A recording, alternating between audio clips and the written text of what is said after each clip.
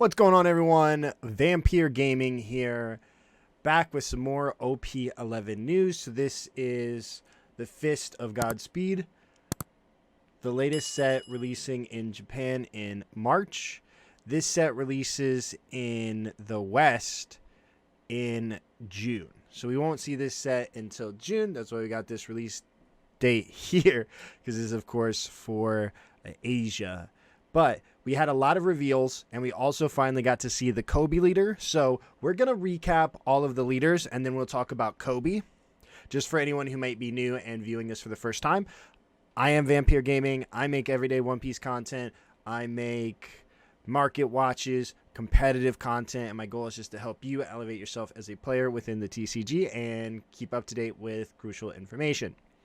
So, if that interests you, be sure to hit that subscribe button, and let's go ahead and dive in here. So, the OP11 leaders, again, we're going to go through all of them just in case you haven't seen them. So, first up, we have the second. This is the second 3-life 6K leader that we've seen, both Monkey D. Luffy's. First time ever seeing it in a booster pack.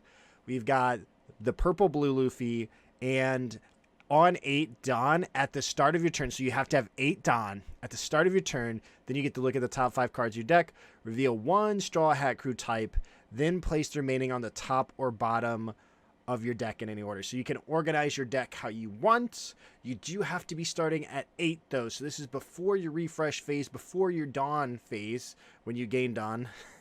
Before any of that happens, you check to see if you have 8. So it's only 8 going to 10 in which you can use this effect, which is super crucial. But a lot of people are really excited, myself included, for this leader. Jinbei, the first son of the sea. End of your turn, if you have 6 cards or less in your hand, set up to one of your fishmen or merfolk type characters and up to 1 Dawn as active. This is the most interesting leader, I think, because there isn't a lot of legacy fishmen or merfolk cards that are good. But we do have some new reveals, one of which being a card for Jinbei, which I think is incredibly good.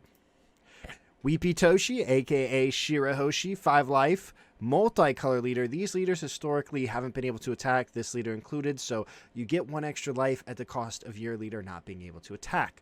And then she has the ability of activate main once per turn. You may rest one of your Dawn and flip the top card of your life face up, and you may play one from your hand, 1 character with the Sea King type, or 1 Megalo with a cost equal to or less than the total number of Dawn on your board. So kind of almost another flavor of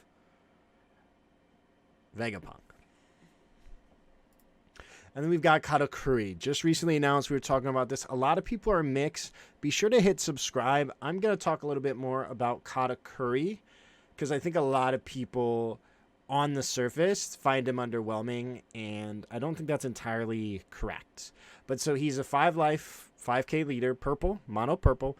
When attacking and when your opponent attacks, once per turn you can -1 Dawn, look at the top card of your opponent's deck, then give this leader a plus 1,000 power for this battle. So very similar to what we see with yellow Katakuri, where he swings and then he gets to obtain information from your opponent, kind of like an observation hockey. And then Nami, everybody in the world's been talking about this. Nami, I could talk about this Nami for hours. But 4-life, 5 power, 5,000 power during your turn. Once per turn, when a life leaves any pile, you may activate this effect, draw 1 card if you have 7 or fewer cards in the hand. So, if they take a life, if you trash a life, if you take a life, or if you trash a life, and you have 7 or less cards, once per turn, you will get to draw a card. And then Dawn X1, when opponent attacks, once per turn, you may trash 1 card from your hand, give this leader plus 2,000 power for this turn, which seems to not be a typo. For this turn. So, for 1 brick, you can have a 7K leader when they swing. Crazy. Now, let's talk about Koby. So Koby is the newly revealed leader that we saw yesterday. And then we got new reveals today. Or maybe I'm getting confused and Koby was revealed today. But I'm fairly sure it was revealed yesterday. 4 life, 5,000 power, navy, and sword. even though he fights with his fists. It has a generic evergreen effect. Your sword type characters can attack characters the turn they are played. So your leader is essentially a Dressrosa stage. And then once per turn, when one of your Navy type characters with an original power of 7,000 or less is removed from play by your opponent's effects, instead, you may place 3 cards from your trash on the bottom of your deck in any order. So why does this matter? This is actually incredibly good. The big thing here is when it would be removed from play. So, TBD what the ruling is going to be on a card like Gravity Blade. Mostly because it says 1 and Gravity Blade removes 2. I think it still protects it in the instance, but I think we might just have to wait on a ruling for that. However, things like Bounce Law, you know, our favorite guy, Bounce Law, and Jozu that would put cards back to our hand. This card, this leader ability, can stop that, which makes the grave or your trash really important, and it's going to make cards like Brand New and other engines that can fuel your trash very important. So in terms of just like support, these are, I think, the biggest cards that I've noticed movement on and speculation. So you've probably never even seen this Sinjamin Goku. However, he has 5 costs, 6,000 power, so he's well within the threshold. And when you attach 1 Dawn, he's like a miniature Isho. Give all your opponent's characters -2. And he gets the stick. So this card, historically, just wouldn't be good because he doesn't get the stick. But now your leader can force him to stick. So this could very well be a huge play in Koby. We do know some of the support, which we will talk about, and get an idea of what it's going to look like in terms of support for him. And then we, of course, have Kuzan. Kuzan being like the best card, but you just can't play him when Bounce Law exists, because Bounce Law will just put him back to your hand, and they're going to pudding you, and you have too many cards. And things like that. However, that's completely gone now. You're just going to take your card, and then you get to keep that Kuzan, which I think is going to go a very long way. And the same thing with Borsellino. Borsellino is really like phased out of the format, but I think it's a great opportunity for him to show back up and prove who he is, because he's a 5/6, so he gets to block 6 for free, or a block of 5 for free, and he can't be KO'd inherently, so then he can't be KO'd and he can't be bounced. Now, let's talk about OP11 cards.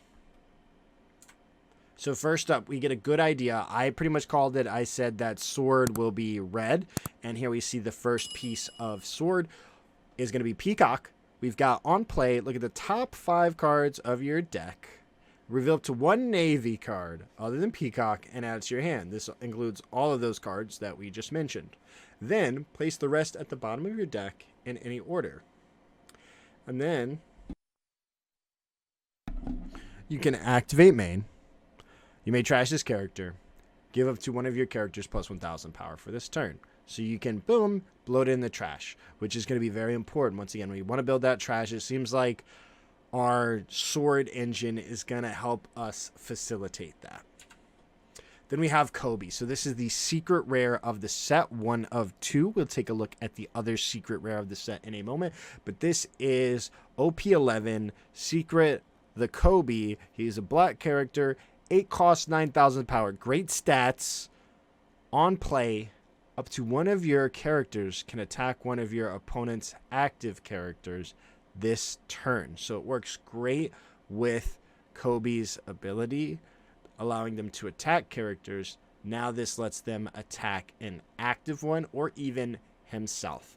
And then, of course, in a world with Blackbeard, all of these effects that we're going to see have really taken a tailor towards having other abilities like activate main or when attacking, because they have to adjust all of those now that there is a leader that alters how we play the game.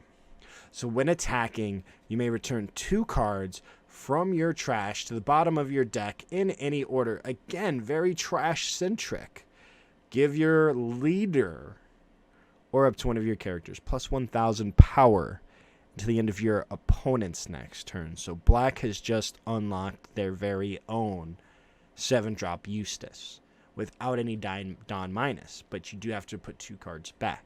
But then you can have a 6k leader, which is huge, while also removing threats on your opponent's board. So by him being able to attack versus him just minusing, he can just go straight at the active character to remove something. And he gains rush because of Koby. Very strong card. I'm very excited. Let me know in the comments below. Are you excited to play Koby in OP11? And then the other secret rare is Snakeman, or Monkey D. Luffy. For those who are familiar, it's Snakeman, Gear 4. We've got an 8 cost, 8,000 power, decent stats, but he has Rush. He is a blue card with Rush, the second to have. And then when attacking, again, we're not dealing with on plays anymore. You may discard 1 card from your hand. Return up to 1 character with a cost of 4 or less to the owner's hand. You know who's 4 cost? Jesus Burgess. Answers Burgess. Bounces them. Really good. Works with Boa. You can put your cards down to 5. Oh, I returned 1. I'll draw a card. This card has so much synergy with a lot of leaders. The new Luffy. You get to give 1 Rested Dawn to your leader or character. So you can play this on curve in Nami and still be a 7.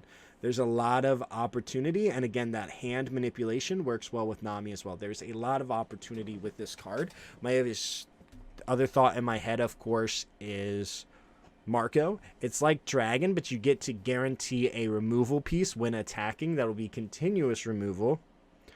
And then you get to use your leader ability as well. So I really like this card. I think it has a lot of opportunity. Let me know what you guys think in the comments below.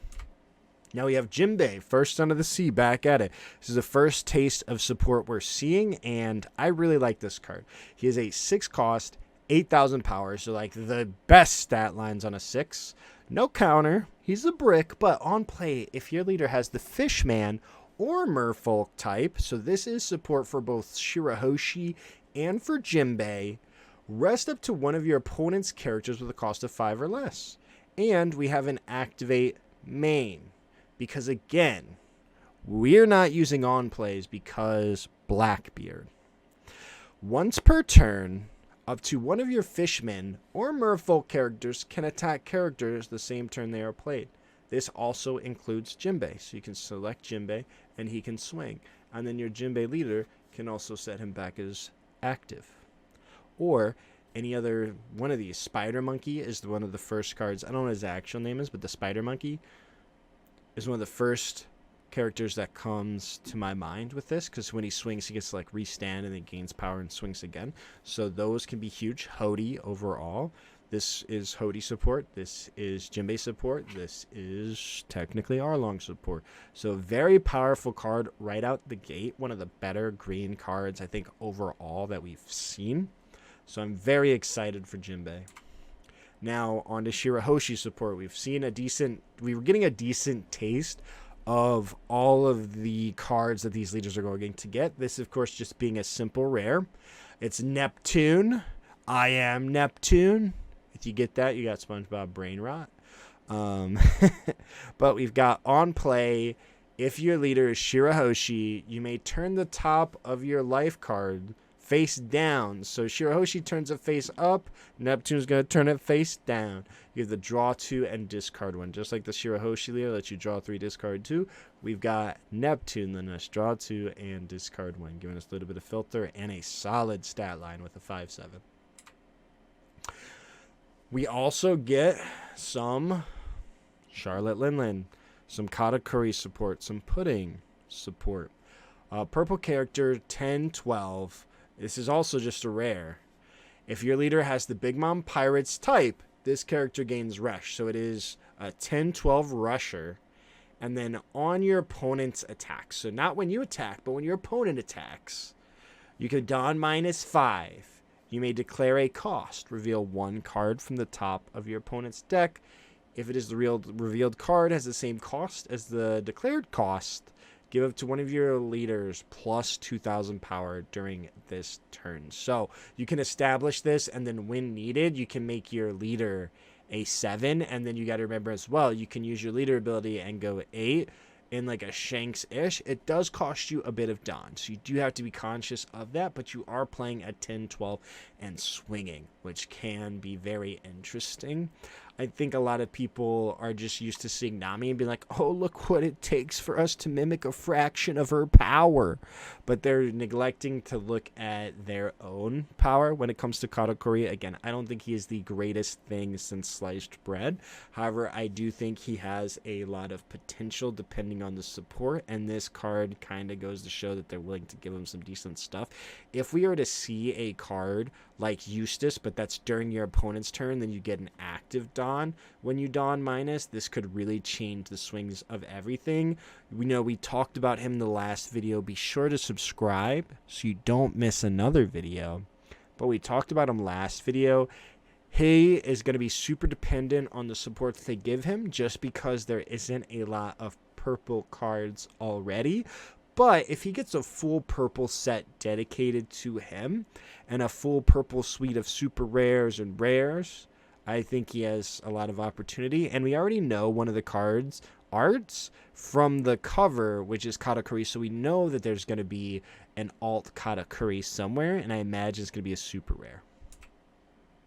Now, onwards to Nami and other cards. This suite of blue cards in OP11 is just absolutely insane. We're starting off, we're getting all of these cards to counteract everything else, and I can't help but wonder, where is the good red stuff? But that's my problem, not yours. We've got Sanji, a 6/7 brick, Vinsmoke family, so Reiju. When this character is KO'd by an opponent's effect, look at the top 5 cards of your deck and play up to one character with the type Straw Hat Crew with a cost of 5 or less, and play it. Then place the rest of the cards in the bottom of your deck in any order. So you can, when he gets KO'd, you get to play out something. And there's a card you can play out that's pretty nasty. And then, of course, on play, return up to one character with an original power of 5,000 or less to the owner's hand. So first thought that came to my mind was something like, hey, this might be Marco support. It's a decent card. It's not ideal in Reiju, but you can use it, and you can play, you see Pudding there in the background. You can play Sanji and Pudding off of this card, which is quite interesting. But the fact that if it is to be KO'd, you can play out a new card, devalues Lucci, devalues Blackbeard just a little bit, and gives you anti cards for those. Now, of course, here it is, the Mona Lisa of One Piece, Nami. And it is pretty much exactly what I thought, but just a little bit better. So, one thing about blue, you cannot make generic draw cards anymore. You can't, because blue Nami exists. But now we have blue-yellow Nami. And we have a 5/6 blocker with counter, obviously. On play, if your leader is multicolored, draw 3 cards and place 2 cards from your hand at the top or bottom in any order. This is what I feel like the ace should have been. The 5-drop ace, I think this goes a lot farther, because now you're going to cycle 3 cards and you can either bottom deck them or you can stack them. The biggest thing people are talking about are Sanji plays. This is going to be good in blue-purple Luffy. This is going to be good in Nami. You're going to be able to play this, stack your deck. It's going to enable Sanji plays, even though I firmly believe that there are better curve plays. This is really only good on 5 and in late game. Because then, if you're playing this on 7, you're already sort of behind, but it's not as bad in Nami because you want to attach one Dawn anyways. However, I think this has a lot of opportunity. And again, that cycle for the multicolored leaders is going to be huge. And it can be big in, things like Marco. It's a value play, and it lets you cycle. So, overall thoughts on the set. I think that this is a pivotal set. We've seen before, they really only add archetype good cards. Like, you know, you've got your Blackbeard cards that aren't good in any other deck than Blackbeard. You've got your Shanks cards that aren't good in any other deck than Shanks. We have all these other red cards that do nothing. Great. Thank you. Love it. We have these cards that are like almost evergreen and generic, and they have activate mains.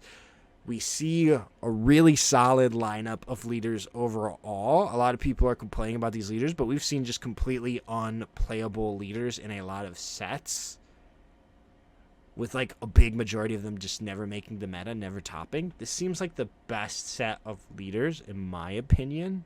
Let me know what you think in the comments below. Best set of leaders we've seen in a long time.